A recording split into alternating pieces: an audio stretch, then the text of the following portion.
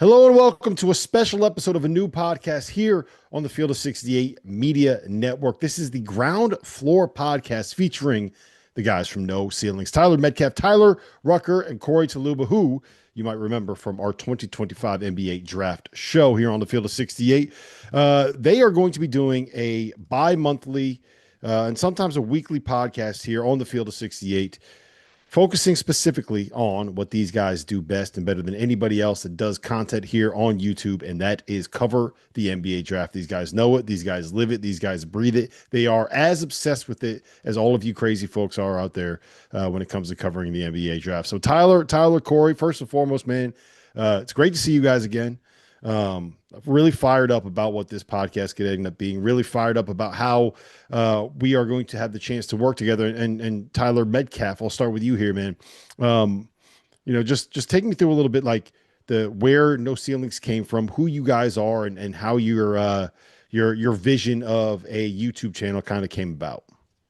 Yeah, and we're just guys who are spread all over the country and have had interacted with each other in various platforms, whether it's just social media or going on podcasts randomly together. And Rucker and Corey were the guys initially with the idea of, hey, let's put together a team. There's a lot of names and a lot of voices and a lot of content in this draft Twitter space.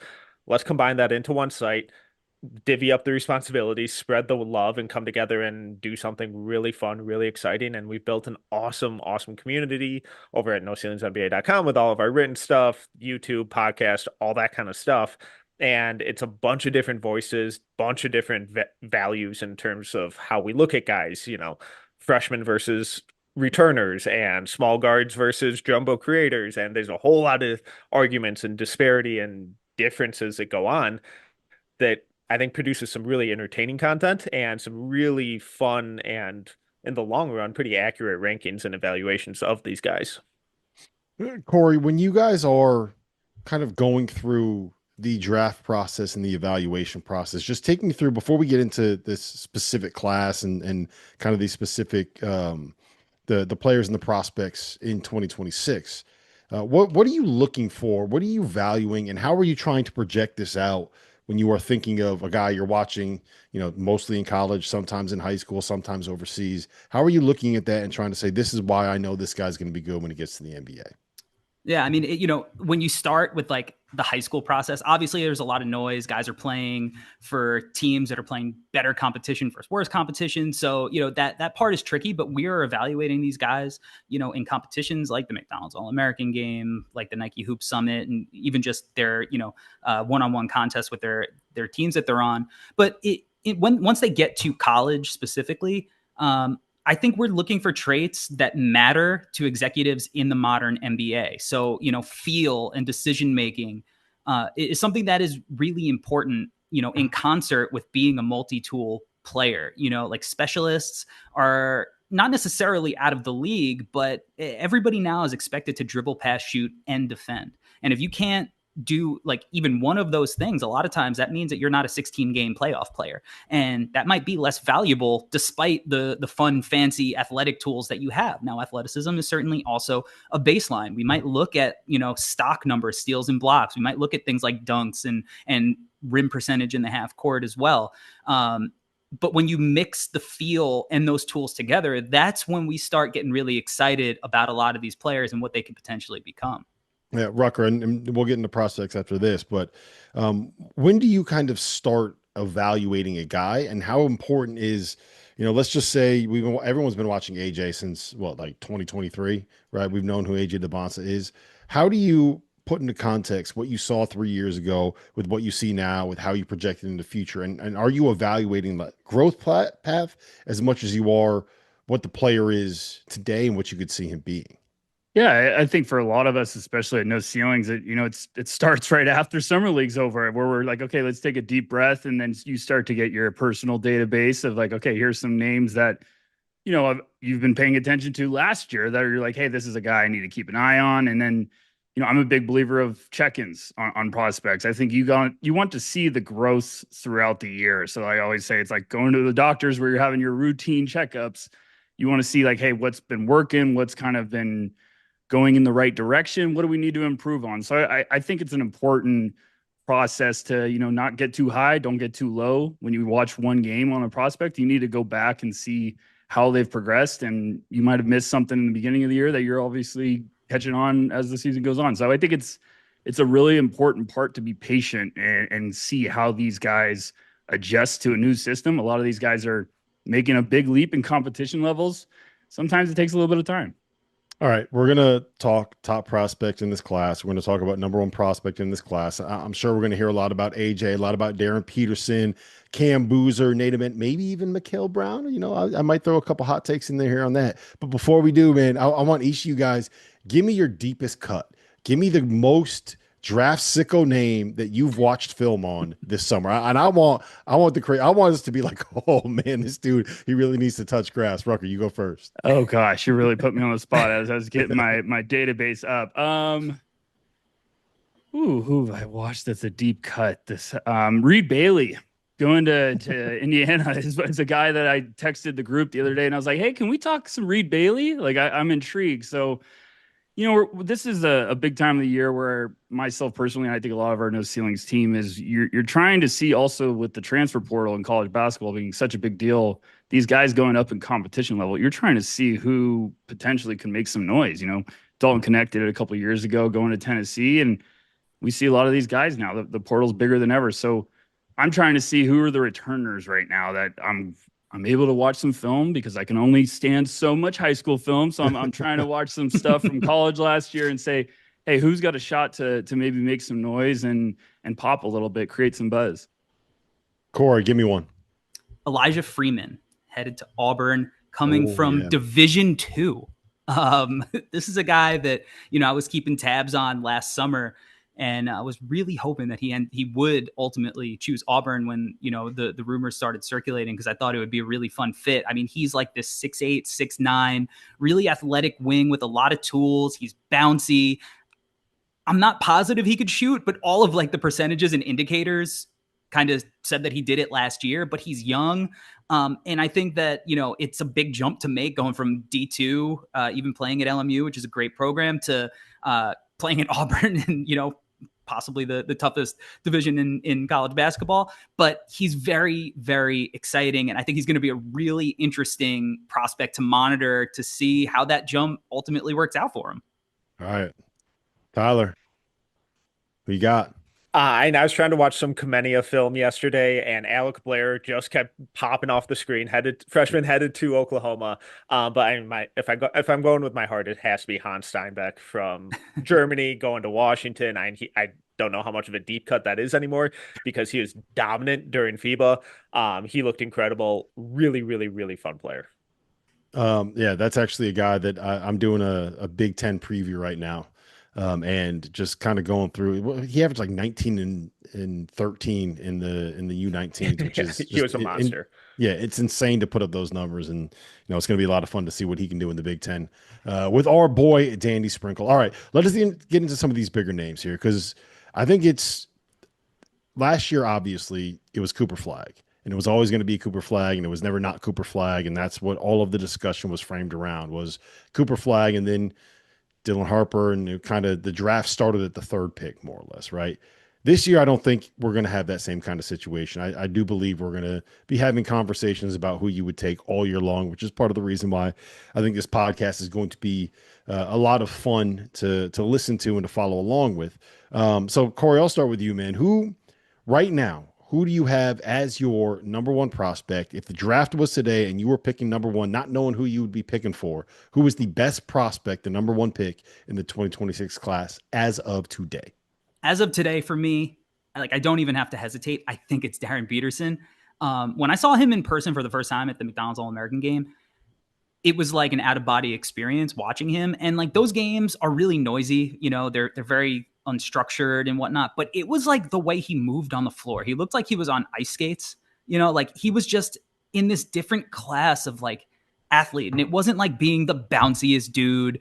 He just moves the way you want your NBA superstar to move. And like, then you see the pace he plays at, because a lot of guys who are like really fast play too fast, you know, but he's one of these guys who, like, when you think the game fast, you can kind of play it slow, and he can shift gears so smooth. He's like this luxury vehicle, like weaving lanes. He is, in my, like, maybe it's controversial, maybe, you know, I'll get a bunch of crap for it. He might be the best shooting guard prospect in like 25 years, maybe 30 years, maybe going back to Kobe. You know, like, I tried watching some Kobe high school film just to see what that looked like. I think he's that special. I really, really do. I don't know how I really feel about the Kansas thing, because just like top tier prospect wise, you know, it's not one of the hotbeds as of late for like really successful top tier guys. But man, that kid can get buckets. He's a budding playmaker. When he defends, like, the event creation, he comes over from the weak side like Dwayne Wade, like swatting shots, just swallowing guys up. I think he is a special player that has number one option potential while being a beast defensively. Okay, so there's a couple interesting things there that I want to get to, not the least of which is that you, in the same sentence, called Darren Peterson, Kobe Bryant, and Dwayne Wade, and then just said the best since Kobe. Get him, Rob. Get him, Rob. And then said Bill Self can't coach. It's like, Corey, come on. No, I didn't say that. Let's calm down. Rucker's been So texting me that, but I didn't say You it. weren't supposed to share that. When it comes to Peterson, I think a lot of people have thought about him as like a lead guard, right? Like, that's kind of the way that it's been framed with him coming into college from high school. And I'm curious, do you see him more? Any one of you guys weigh in on this? Is he more of like a Donovan Mitchell type? Is he more of a Cade Cunningham type? And how is that all going to work when he's playing on a Kansas roster this year that's got not the kind of shooting that you probably would have hoped for? And if he is a guy that needs space to operate, like, is that how is his ability to do what you just kind of referenced there going to work, Rucker, when it comes to being on a team where he needs to be a point guard, he needs to be that primary initiator, and he doesn't have shooting around him to be able to do it? I think it's tough. I think I understand what Corey's saying about the Kansas fit a little bit, because it is a tough roster construction just kind of around him. You mentioned, Rob, like the outside shooting, and it's kind of almost you're putting, all right, Darren, be ready to go. We're going to have to kind of lean on you a little bit early, heavy. You know, watching him this summer, because I'm trying to get caught up on all these guys. And when I finally got to watch Darren, and Corey's been telling me nonstop, like, you got to watch Darren. And then Metcalf started texting me. And I was like, okay, enough, guys. But I think the playmaking is what really shocked me of just how impressive it was. Because I was like, okay, he can get buckets, but he has sensational vision. So, but I don't think it's Cade Cunningham type vision. Right. I think it's more Donovan. I mean, Donovan Mitchell's improved leaps and bounds, but like, I don't think it's going to be like the Cade Cunningham experience from a playmaking perspective.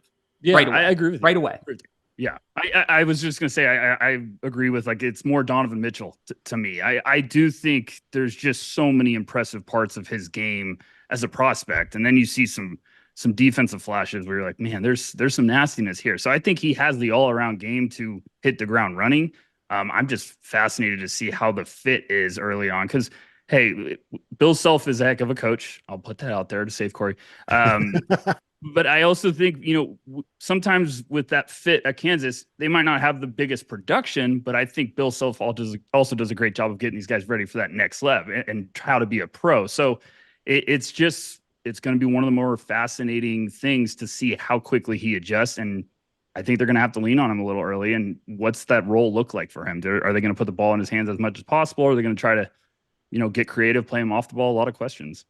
So if it's not Darren Peterson for you, are you saying that you think it's someone else, or would you go with someone else for the number one pick right now? I'm a Boozer guy, so I'm a big Cameron Boozer fan. You know, and I love all of these three guys we're going to be talking about all year. I think they're all special, but for me, it's just I watch Cameron Boozer. We all got to see these guys, most of these guys at Nike Hoop Summit, and just watching Boozer through those practices, it's just a force down there. He's composed and he's just a man amongst boys. Like he's got grown man strength. I love his composure. I love his balance, and he's boring, but it's because he's so good. You know, you're like, oh my gosh, he's got 15 and 12 already. It's, you know, the third quarter just started. So I think Boozer just checks every box I want to see from a big man prospect. And I think there's still a lot of stuff to unlock. He's going to turn 19 after the draft, but he's still really young. And his frame, his size, his ability around the basket just checks a lot of boxes for me. All right, Metcalf, where do you stand? Are you a Boozer guy? Are you an AJ guy? Are you a Darren guy? Is it someone we haven't mentioned yet?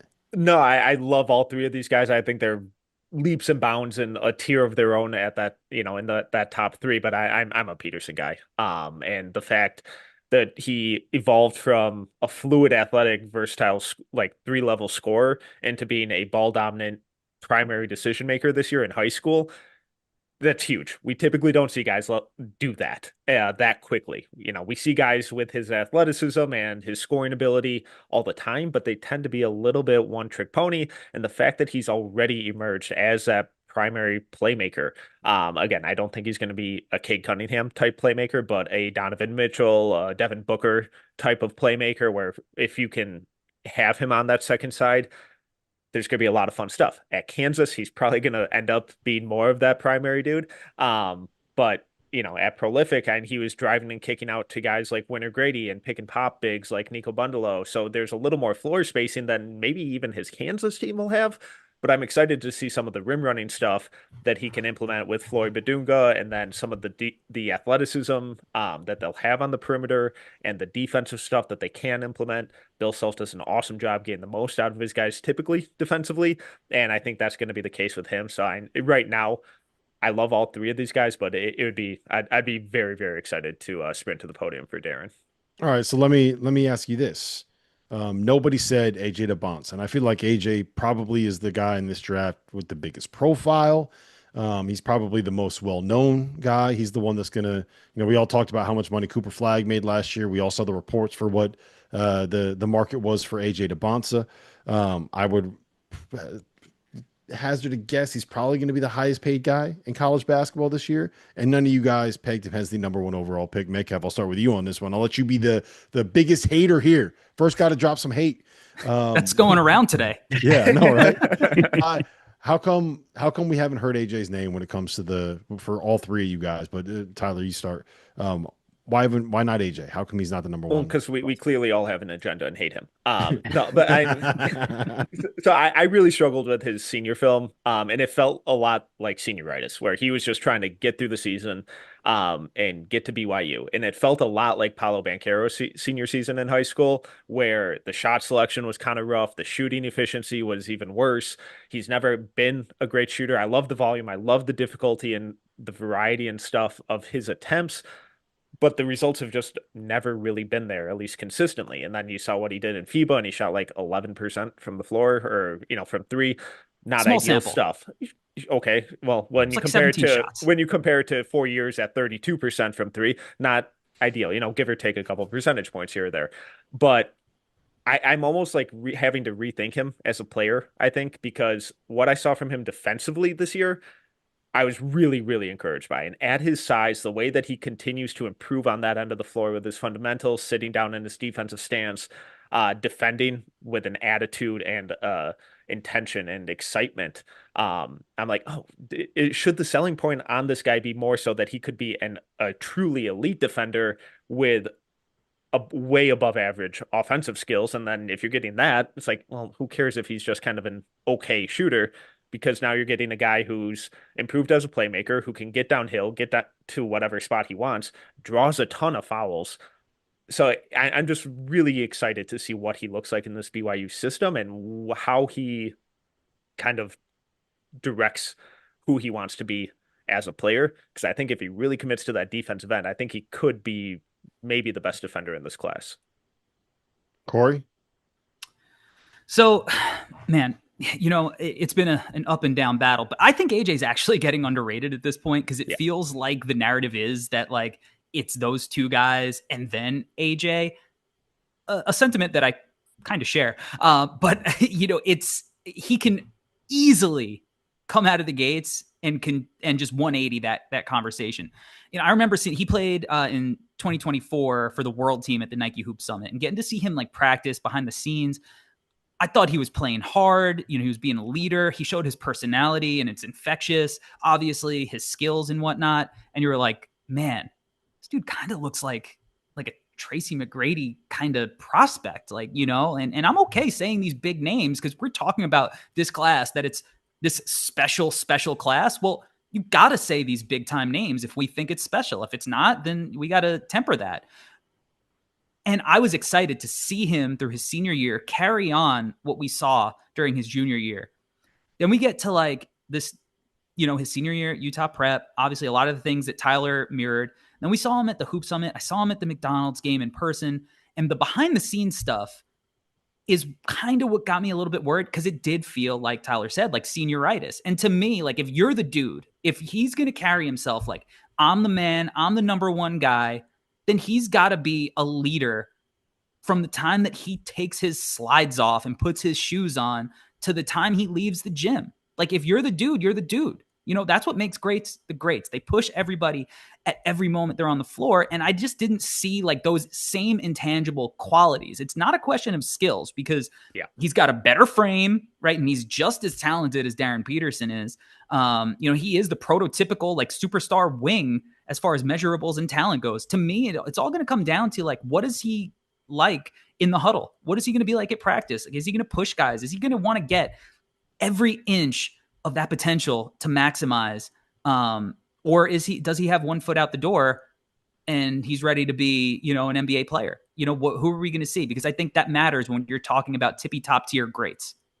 So I think it's an interesting conversation to have. And it's the hardest part, I think, of evaluating one and done prospects in this era, in the sense that you don't have any built-in history with the places that you're at right now when you're hopping from pop-up prep school to pop-up prep school when you're kind of chasing a paycheck, right? And that's what AJ is doing right now. That's how he's been moving the last couple of years. And I get it, man. The amount of money that's available for a lot of these kids to get, that's how you have to operate. It doesn't make financial sense to do anything else. You know, if he blows out both Achilles tendons 3 times in the next 18 months, right? He's still probably going to be set for life as long as he's smart with his money. That's what he's made. If it makes dollars, it makes sense. Yeah, exactly. And so it's hard for me to judge a 17 or 18-year-old for senioritis when there's no emotional attachment to the place that he's playing. And the comp that I would give is something like an Anthony Edwards. I think that's kind of what we saw from Ant-Man his freshman year at Georgia. And it was like, does this dude care? Like, he's got all the talent in the world, but does he actually care? And then he gets to Minnesota, to a place where he knows he's going to be for probably 9 years at minimum, right? When you're the number one pick, you go somewhere, you're going to be there for 9 years, if you're good enough, if they want you. And you see a completely different dude because he's locked in and he's got a place where he can kind of build those emotional attachments. Does that make sense? Like, I feel like that's what, and you won't know if that's what AJ is until you actually get AJ. Like, you're never going to be able to determine that based off of a evaluation, watching game tape or watching the kid in the practice like that. You got to know the kid. That's where the interviews come in. That's where doing your background research comes in. Right. And to me, I love what you said, Corey, because I do think at this point, AJ is underrated, because if he hits the ceiling, I love what you guys see with Darren. And I get it with Cam Boozer, right? Like, he is the most productive. I would make the argument the most successful and most accomplished prep basketball player that we have ever seen. But I mean, AJ's talent, man. Like, he's 6'10", he gets wherever he wants. He can guard the way that you want him to guard. He's a shot man. That is just that's one of one territory that you're talking about with AJ. Yeah, I think he's got the highest potential in this class. It's not even close, in my opinion. There's just, with that high potential, there's still unanswered questions. And Corey put it out perfectly. We got to see him 2 years in person in a great setting with Nike Hoop Summit. I was lucky enough to be kind of formatted that way. Junior year to senior year, it was completely night and day difference. Like, a senior year, I was waiting to see him, and I was like, man, he's going to be awesome this week. And it just looked like a guy that was probably tired from all the events he's been at, and then also probably just ready to get to BYU. That's fine. He was good in the game, though. We have to say he was very good in the game. Good. But it's personally, like, I love watching film. We all do it. No ceilings. I hate senior top prospect high school film because they're ready for the next step. They're the guy. Mm-hmm. They're working on stuff. I thought when Metcalf did a piece on our website at noceilingsnba.com and he compared him to Big Carroll, I was like, yes, that's exactly how I felt, where it's like they're putting up numbers, but they're trying stuff that you're like, okay, you're just going through the motions. You're ready. And Junior year when we saw him at Nike Hoop Summit, this was with, Cooper Flagg, all those guys were there. I was like, oh my goodness, look at this kid. He is a monster. And scouts around there were like, hey, let's talk about AJ though. Like they were more intrigued and excited about AJ. So I have questions about the shot. I think it'll come around. His talent is unbelievable. And the defense is really, like I echo what Metcalf says. The defense, man, he's got tools there to be scary defensively. So I think it could be a couple weeks into the season where we're like, what were we overthinking with AJ? He is a monster. So I'm not taking too much of the senior year into consideration because I'm just like, I get it. Some of these guys are just like, hey, I'm dominating down here. Let's get to the next level. And he's playing in an awesome context too at BYU with an incredible coach who actually knows how to coach these prospects at a pro level, and some really talented players. But like we all mentioned multiple times that how underwhelming he was at Hoop Summit, but then basically every NBA person I talked to there, I was like, man, AJ's kind of sucked this week, huh? And they're like, yeah, this is underwhelming. I'm like, do you think he's could fall at all? It's like, oh no, he still easily won for me right now. So they're taking it all with a grain of salt too. And it's like, well, all right, let's see what he looks like when the chips are on the table and at BYU with that floor spacing, with the high powered offensive stuff we saw from them last year, because he has a really, really good opportunity to shine. And just it wouldn't shock me if, like these guys said, a month from now, it's like, oh yeah, no, he's won with a bullet. Yeah, you put a bunch of shooting around a guy who's as good at getting to a spot and drawing a foul as anybody that we've seen. It's like that he's going to average like 23 a game and probably points or free throws or something like that. Yeah, all the above.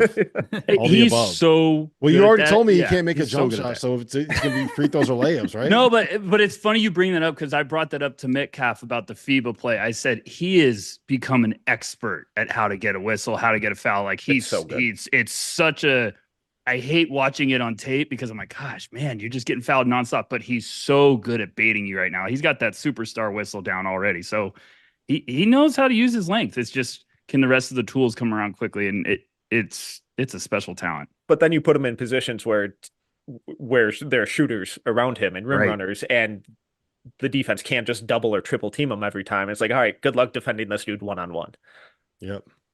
I want to hit you guys on Cam Boozer too, because we like brushed past him, right? Yeah. And this is a guy, he's got NBA pedigree because of who his dad is, right? He won Peach Jam at every level, 15U, 16U, 17U. He won everything you could possibly win in the state of Florida. He's won gold medals at every level that he's played at in the youth national team ranks. Like there's nothing that this dude has not won, and every level he's like, everywhere he's gone, it's 18 and 12, 19 and 11, like 22 and 15. Now he's starting to make some threes.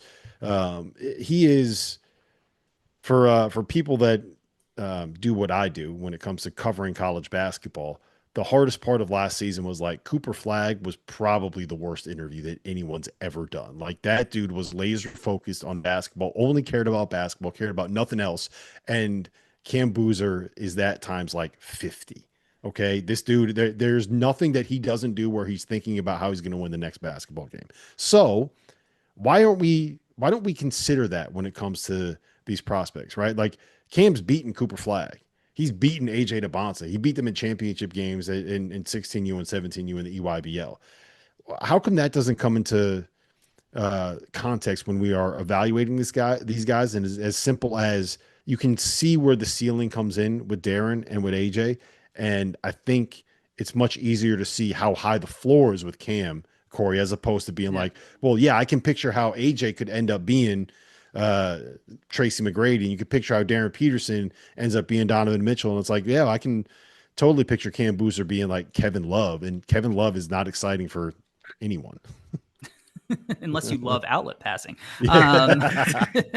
No, you make a great point. And Cam should legitimately be, and I think he's going to be every step of the way, a guy that we just go, hey, are we overthinking this? Should this guy be the number one pick? Is this like the modern, I'm not saying he's going to be a top 5 player of all time, but like mentality wise, like he's like Tim Duncan laser focused on, he's not like pumping his chest. He's the most dominant high school player that I've seen in person for as long as I've been doing this, since friend of the show, Jason Frazier, when he was at Amityville, absolutely murdering public school kids on a nightly basis.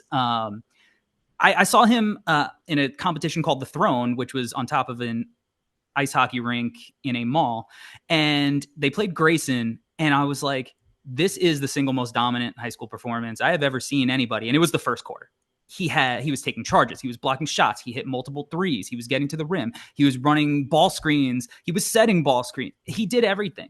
He's just not like super like boisterous and flashy, but he's so effective every step of the way.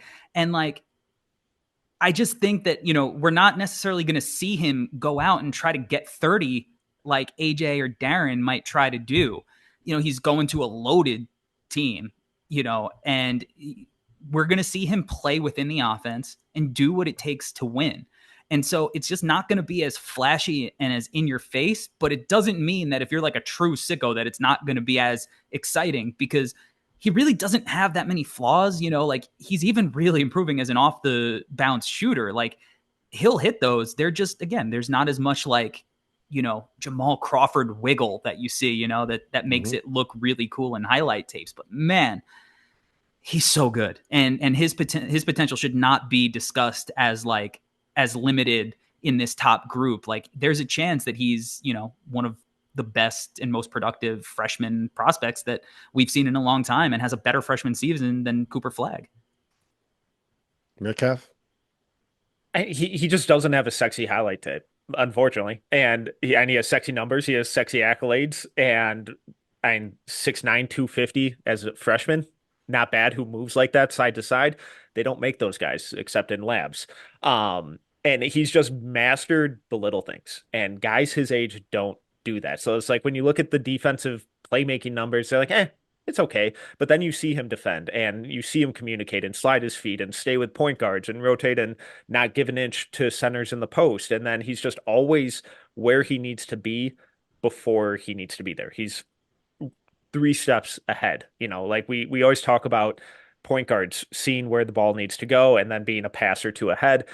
Boozer's like that in every aspect of the game. He takes what the defense gives him, he makes a simple play, and he has such a sound mastery of the fundamentals and the little things like his footwork and the passing and the rebounding and his recognition of angles and how to attack rotating defenses, that it might not be the flashiest crossover into a spin move into an and one dunk like AJ or Darren will do, but he'll just go. And he'll grab the board and then finish through you, over you, around you, and then he'll make a skip pass and to a wide open shooter after he drew a double team or a triple team.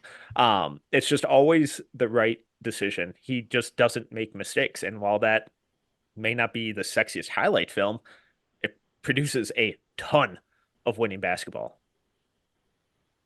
Rucker? He's just a high IQ, high feel big with a lot of, I love how Metcalf put that, the master of the little things. Just seeing him in person at practices at IQ Hoop Summit, he get the ball in the paint with 4 guys around him, and it was like he was by himself. He's just so strong, has such good balance. I actually talked to a scout last week, and I was like, all right, hit me with your top 3. And he immediately was foaming at the mouth about AJ and Darren Peterson. And then he just took a deep breath and he goes, but are we sure that Cam Boozer just isn't really awesome? And I was laughing, and he's like, he's a winner. He's done everything you could ask him to do, and he's just a force. I feel like Cam's going to put up good numbers, but I feel like his impact every time I watch him is beyond the numbers. Like he just is such a smart player that makes an impact on both sides of the ball. So I think he's going to be a boring prospect because we're just all so, what if Darren is this? And what if AJ's this? And it's like, Cam Boozer's right here, and he's just awesome. So it's going to be fascinating, but he's one of the guys you're going to feel the best about because of his floor. But I also think we might need to realize that maybe he has a higher upside than we're all dreaming. All right, he also doesn't have to paint his hair on. So that's, oh, here we go. Here we go. Is there anyone else that you think can be in the mix? There's 2 other guys that I can see, if things break right for them, have a chance to be able to get themselves into that discussion, right? One of them is Mikhail Brown. And we're talking about a kid that is actually 6'5", that is actually a point guard, that was actually the best player on the U19 team that had some of these guys on it, right? I know AJ won the award. Mikhail Brown was I mean, anyone that watched any of those games will sit there and say, yeah, he was the best player in that tournament, right? So, what does he have to do in any of your mind? I don't know if any of you are really high on him, but what does he have to do to be able to get himself into that conversation, and can he force his way in there? He's for me, he's on an island by himself in that 4 spot. And if he shoots over 40% on like insane volume this year from 3, then maybe. And a team is just like, we so desperately need a point guard. Then I could see it, because the tools are there. The growth spurt seems to be there.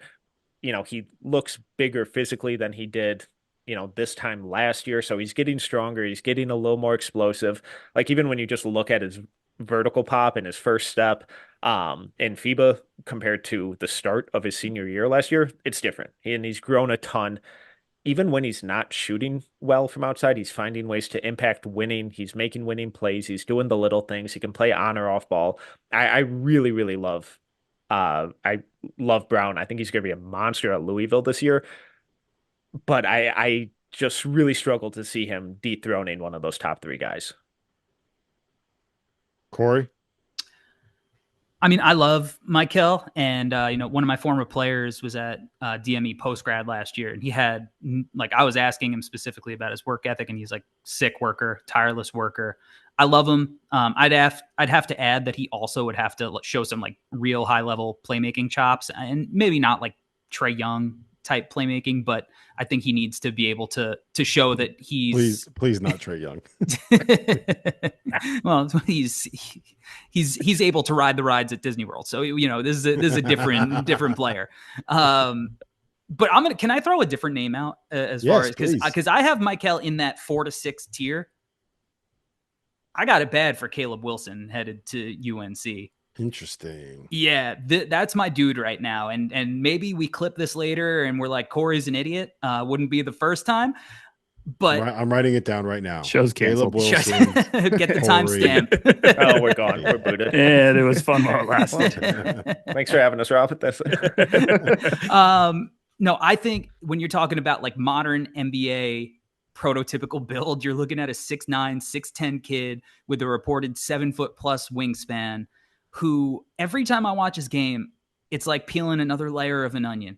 And I just, I'm writing my notes. I'm like, all right, connected playmaking. And then I'm like, oh, wait, he just hit like a live dribble skip to the weak side of the floor. Oh, wait, he just did it again. Oh, wait, that's a sick outlet pass. Oh, he just hit an off the bounce 3. Oh, that midi, that turnaround. Oh my God, he just posterized somebody on a putback dunk. Oh, he started diving for a ball, ending up on the bench, got back into the play, and then blocks somebody out at the rim and sends it to the front row. Like, if it breaks right, this is a kid who has every tool that you want. There are questions. The shot is super questionable. And that's something he's going to have to show some consistency with. But we've already mentioned, like, AJ's got some concerns with his shooting. Tyler doesn't think he can shoot because he was 11% in the FIBA tournament. Darren Peterson, between, like the 3SSB and even prolific, like, his percentages aren't, great either. So there's a lot of questionable shooters at the top. I think he could throw his hat in the ring. Now, I will say, much like Kansas, UNC hasn't been a hotbed of top prospects as of late. But I mean, Drake Powell was not very good last year, like, as far as like an NBA prospect, and he still got drafted at 22. So, like, I think that this kid is a way better prospect than Drake was. And for me, he's right there in that next tier. And if he shoots, he's going to enter that conversation to me. Yeah. Rocker, give me a name. Who you got? Rob, I'll go to bat for you. I think Michael's got a shot. I really do think he's got a shot to get up into that conversation. A lot of things need to go right. Some things probably with those top 3 would maybe need to go wrong. But from seeing him in person to what he did this summer at FIBA, I'm like, this is a different beast now. And this kid's got confidence. He's playing with some swagger. That Louisville backcourt's going to be firepower. So he's going to have a lot of opportunity to also light it up because of the attention drawn other places. So you just, the height growth, the tools he's got. When I first saw him in person, I was like, man, this kid is just a floor general. He could set the table. He's got good feel. He plays bigger than he looked. I think my only concern with him this year is how does the strength come along? How does he adjust to, immediately? He's still a thin frame. So if that can kind of water itself down and the finishing numbers are fine. He just showed some stuff this summer at FIBA. I was like, oh my goodness, look at this I kid. think he grew up this summer. Like he went from being a kid to now he is like what was it? He grew like 3 inches in the last year and like 6 inches since his junior year in high school or something like that. He went from being an actual kid to being an actual grown up now. And I think that once his body starts to fill out after that growth spurt, I just you're taking some bets there. And to me, the way that I would probably put it, and you guys can tell me I'm an idiot if you want to. Corey, I'm half expecting that, but Goodman's been texting me that the whole show. I feel like it would be very hard to not take one of those other guys top 3. But I feel like in a lot of other years, Brown would be a guy that it's like, yeah, he's the obvious number 1 pick. He just so happens to be in a year where there's 3 guys that would also be like the obvious number 1 pick in a normal draft year. If you were to tell me in 10 years that this 6'5" point guard put on 30 pounds of muscle and figured out how to make threes, and now he's finishing because he actually is strong enough to be able to absorb contact and turns into a guy that's 25-8 at the next level, like I could absolutely see that being something that comes to fruition. Last name I got for you, right? And we haven't talked about him yet. And I'm super torn on this dude because I feel like he has a ton of long-term potential. I don't know how it's going to work his freshman year at Tennessee. That's Nate Ament, right? Like he's a guy, a shot maker. He's got size. You can see why he is exciting as a prospect. I'm not quite sure if he's exciting as a basketball player yet, Corey. Man, you're playing the hits today. It's another guy that Metcalf hates. Nate Ament, he's going to be really intriguing, man, because this is like the hot girl at the blonde, like the hot blonde girl at the bar, like that everybody is just eyeing up because he's 6'9" and long, and he's kind of fluid. But like, what's his personality like? Like when I buy him a drink, like what's going to happen there? He took a weird turn. Like where really weird turn. Where are we going? I'm big on analogies. All right, leave me alone. You can tell. I'm happily married, so calm down. But he's got so many fun skills, and like he's going to show these flashes that are super intriguing because you're going to look at a guy who's 6'9" and long, who's knocking down shots off the bounce. Like if you just play his McDonald's All-American game, like first possession of the game, he's just ISOing AJ and just drills a 3 right in his face. But then, you see some of the areas where he struggles in that same game where like they put Michael Brown on him, who, is like 6'5" and needs to get stronger. And he's bumping him and he's like settling for like turnaround mid-post faders. And like teams really were comfortable doing that. Trey McKinney, strong guard, but not as tall as him. Darren Peterson, again, like giving up height. Like teams were just comfortable letting quicker guys who could beat him to spots because he doesn't have like burst off the bounce. And they know that like he's comfortable shooting mid-range shots and he's capable of hitting them for sure, but like he'll shoot them and teams will live with that, right? Because he can't get all the way to the hoop every single time. But he is really intriguing. And I think there's a floor there because teams don't let guys with his tools and his skill level like fall that far all the time, as long as his attitude isn't, questioned next year. So he's hard for me too. I've seen him in a couple of different contexts. He never really knocks my socks off. There are times that he's okay just being invisible. And there are times where he decides to turn it on. He looks awesome. And those players are going to be really contentious. And then Tennessee, what's that going to look like? Is he going to be given free reign to do the Dalton Connect thing and like go for 25 every night? Like as a freshman, it's a big ask for a freshman. That's a big ask. So I'm skeptical, but like I still think coming into the year, he's a top 10 talent. I just don't think he's in that top 3 discussion. Like, I don't think he's anywhere particularly close. Oof. Tough. All right. We don't need to hammer Nate Ament too much. Let's end it with this. I want a player comp for each of the top 4 guys that we just kind of talked about there. So let's start with AJ Rucker. Who you got? Oh gosh, I was like, no, don't give me AJ. All right, we'll go Corey first. Corey, We can be quick on this, but I hate player comps because everyone I always love freaks out about them. I But love them. These guys are good at them. So I'm a big player comp guy. I was talking to an NBA exec at one point because the draft community online hates player comps, and they were like, "Well, you can't be in our war room if you don't like player comps. Like, we need to know what the context is in the league." There's like a high end outcome where he's like a T-Mac kind of player, and there is, I think, a lower end outcome where he's like an Andrew Wiggins type of player, and that's a pretty damn high floor. Like, Andrew Wiggins was an all-star. He was incredibly impactful in an NBA championship, series. Like, that's not a terrible outcome. And that, I think, is kind of his floor, because I think he's way too aggressive and as an offensive player to kind of be cool with just like fading out like Wiggins can be at times. Yeah, I was going Paul George to Andrew Wiggins is kind of where I'm at with it. T-Mac, just when I think of T-Mac, I think of like dunk contest shit and like just windmilling on people, and I don't see AJ. I don't know, AJ's got the bounce. Yeah, it's T-Mac, man. Like, I know. Look, this is a special T-Mac. class. Hey, we're talking special. It's the preseason. We're allowed to be optimistic in our high-end outcomes. Yeah, you're right. I also live right outside Philadelphia, so calling somebody Paul George is a little bit of an insult right now. So maybe you're right. Maybe let's stick with T-Mac. Metcalf, who you got? Give me a comp. For AJ? Yeah. Yeah, I've kind of been in that Paul George to Wiggins range as well. I can't quite get to T-Mac, but I never won a playoff series. But like even maybe instead of like Wiggins, I think a guy like OG Anunoby, with a little more flash, a little more flair to him. But if he really buys in on the defensive end, I think he could be that style of defender.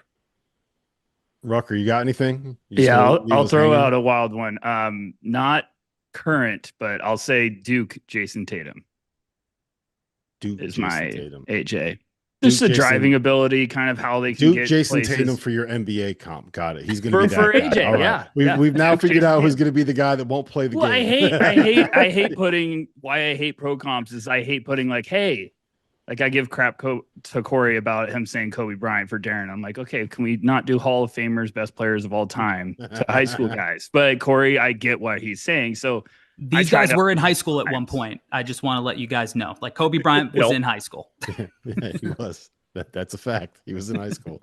All right, let's do Darren next. I like Darren. Corey, we'll go to you first. You're going to lead off for all of these, Corey. You seem like you're the most excited about this. Go ahead. Who you got? Kobe Bryant, Dwayne Wade, Donovan Mitchell. Like, we put some. I think though there are shades of these guys, right? When we say comps, like, to me, I use like the term player chemistry. It's like a little bit of this guy, a little bit of that guy, right? Like they're not one-to-one comps. These guys are unique individuals, and the game has evolved since Kobe Bryant and Dwayne Wade played. But like, when I see him block shots, I think of Dwayne Wade, who was a guard who did that. That's a unique skill for guards. When I see him, like the quick twitch, athleticism, and pacing and tough shot making, I do see shades of Kobe Bryant. Now, I could say a name like Jalen Green as like, kind of like a floor for him. And it's not like he's incapable of hitting his floor, right? Like, Jalen Green's a good player who's going to make a lot of money in the NBA, but he's not everybody's cup of tea. And we don't know yet if he can really contribute to winning games. We know he's super athletic. We know he could score. The playmaking hasn't developed yet. So if that part of Darren's game doesn't really reach that level, then maybe he's more in the Jalen Green, Bradley Beal tier. Bradley Beal scored 30 points a game in the NBA. I think Darren's probably taller than Bradley Beal is. We'll see when we get official measurements, but he might be more in that range if he doesn't kind of live up to my sky high expectations. But I think he's got the stuff of greats inside of him. Metcalf. The one I've gone to is who we wanted Jalen Green to be. I've had Zach LaVine as a floor. I think, young Ray Allen with like the Bucks and the Seattle Supersonics. That type of fluid athlete, versatile scorer, with some inconsistent defense right now, but a ton of upside to be so much better. So I'm getting crap for Kobe Bryant, but the greatest shooter, one of all time, arguably, who is nicknamed Jesus, isn't too high of an expectation. All right, I got it. Yeah. Glad you're catching on. Rucker, go ahead. Who you got? Metcalf yelled at me for Ray Allen comps last year, so that was fitting. I'm gonna say a little, because you used them for bad players. No, okay.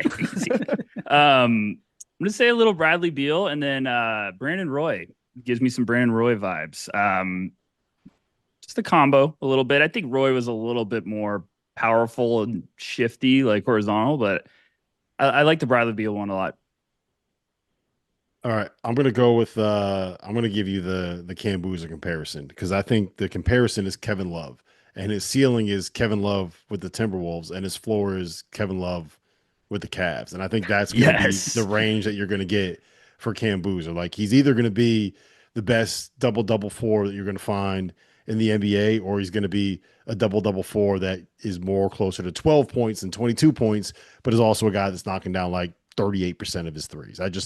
Kevin Love is just too obvious of a comp there to not go with him. Do you hate it? Do you love it, Corey?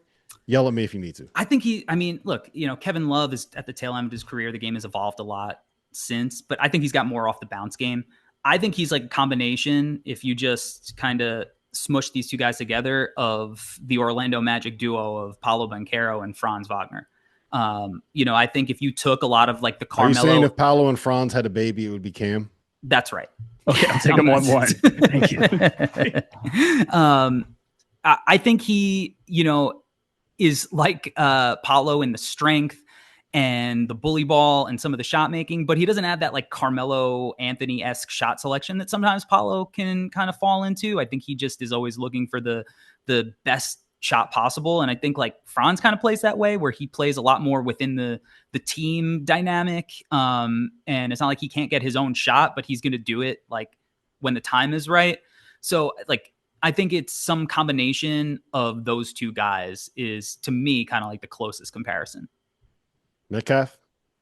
I've been going with like a mix of Al Horford and Chris Bosh, with where I'm not quite as high on the on-ball creation and shot creation as Corey is, but I just think the IQ and the two-way versatility with him is just so freaking high that it's like, I kind of like you were saying, Rob, I don't think he can fail. Now, obviously, I love the Kevin Love comp, but those are two very different distributions of 250 pounds at this stage. Yeah, fair enough. Rucker, who you got? Take us home. I love the T-Wolves Kevin Love comp. Big body Kevin Love was a monster. Chin strap Kevin Love. Yeah, Kevin Love. Yeah, I'm with Metcalf too. I like the Al Horford. Gives me some good vibes. So those two comps have about 40 years of NBA experience. So I think that's a good sign for Mr. Boozer. He plays like his dad, but he's just a machine. Would anyone be surprised if we looked up in 2045 and Cam Boozer was still on an NBA roster? And I think that's not even an exaggeration. Like he could be around for 20 years just doing what he's doing. I can see that happening. Listen, this has been fun, fellas. It's always great to catch up. It's always great to see you guys. The Ground Floor podcast with no ceilings here on the Field of 68 is going to be probably twice monthly here as we get into the season. And then once we kind of get into the meat of draft season and kind of prospect season, we'll be rolling these out more often. But always good to have you on, guys. For Corey, for Tyler, and for the other Tyler, the hating Tyler. I'll let you figure out which Tyler is the hating.